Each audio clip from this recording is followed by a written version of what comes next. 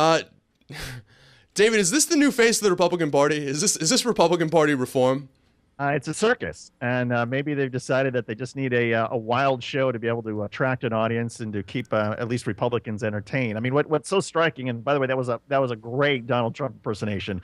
To me, what was so striking is that by giving Donald Trump the platform, and by denying any sort of platform for Republican gay organizations like the Log Cabin Republicans or others who support gay marriage, or by denying a platform to Chris Christie, I mean, you're basically saying, okay, well, we're going to give this platform to somebody who has done more to demean the institution of marriage than anybody. And oh, by the way, we're going to deny it to groups that promote marriage. I mean, it's crazy. And so when Republicans think, oh my God, we have a mixed messaging problem, yes, you do. You have a large one.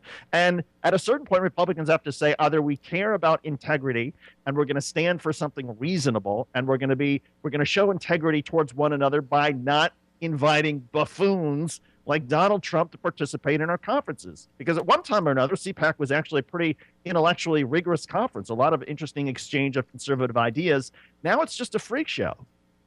Yeah, David, it's interesting you bring up the issue of the gay rights groups, because apparently Go Proud was sort of invited by a panel to appear, and then that panel was packed. I mean, the people wanted to hear about this perspective.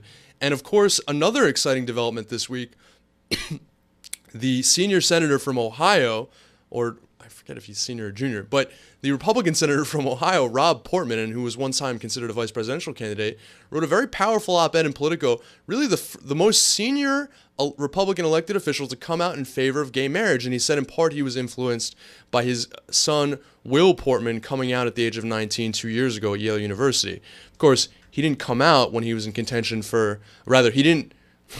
Senator Rob Portman, didn't come out in favor of gay marriage when he was in contention for the Republican vice presidential nomination. But nonetheless, it's a sign of progress, and we can only hope that this is the first sign in the breaking of the dam on that issue. And bravo to Rob Portman for sort of standing against this kind of trend and being really, I mean, John Huntsman did it, Mark Mellman, I mean, all these other sort of figures that don't have to face a Republican primary electorate. And so Rob Portman really was taking a risk.